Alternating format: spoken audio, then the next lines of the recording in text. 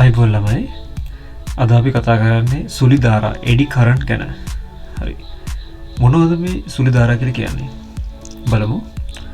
අචල සන්නායකයක් හරහා පිහිටන චුම්බක ශ්‍රාවයේ වෙනසක් සිදුවන විට හෝ අචල චුම්බක ක්ෂේත්‍රය කරහා සන්නායකයෙක් චලනය වන විට හෝ එම සන්නායකය තුල සංවෘත පුඩු ආකාරයේ ධාරා විශේෂයක් ප්‍රේරණය වන අතර මෙම ධාරා සුලි ධාරා ලෙස හැඳින්වේ. හරි. අචල නැත්නම් ඉස්සර තියෙන සන්නායකයක් කරහා පිහිටන චුම්බක ශ්‍රාවය වෙනසක් වෙන විට. එහෙම නැත්නම් නිසලව තියෙන චුම්බක ක්ෂේත්‍රය කරහා සන්නායකයක් චලනය වන විට. හෝ එම සන්නායකයෙක් තුල සංවෘත පුඩු ආකාරයෙන් ධාරා විශේෂයක් ප්‍රේරණය වෙනවලු. ජනනය වෙනවා. මෙන්න මේක තමයි සුලි ධාරා කියලා හඳුන්වන්නේ. හරි. මෙම සුලි ධාරා හටගන්නේ වෙනස් වන ශ්‍රාව රේඛා මැදින් වන පරිදිත් ශ්‍රාව රේඛා වලට ලම්බක වූ තලයක වේ. වෙනස් වන ශ්‍රාව රේඛා මැදි වන පරිදිත් ශ්‍රාව රේඛා වලට ලම්බක වූ තලයකට වෙනවා.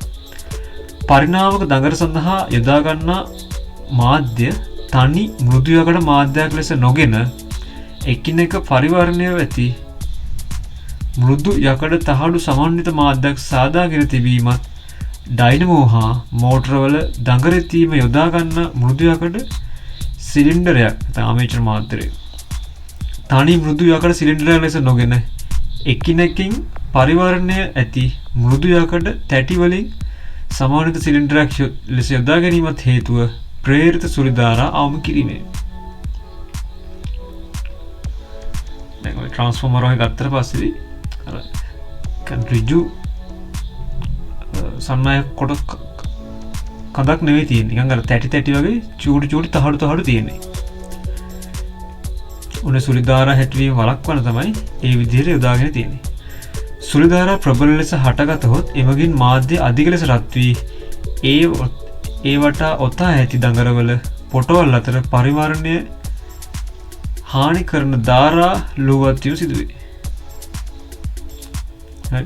සුලි ධාරා ගොඩාක් හටගත්තොත් මාධ්‍ය ගොඩක් රත් වෙලා ඒ කොතල තියෙන දඟරවල පොටවල් අතර පරිවර්ණය හානි කරන ධාරා ලුවත් වීම සිදු වෙනවා. කියන්නේ ෂෝට් වෙනවා. චුම්බක ක්ෂේත්‍රය තුළ චලනය වන සන්නායකයක නම් ප්‍රේරිත සුලි ධාරා හේතුවෙන් සන්නායක චලනයට බාධා ඇති වෙනවා.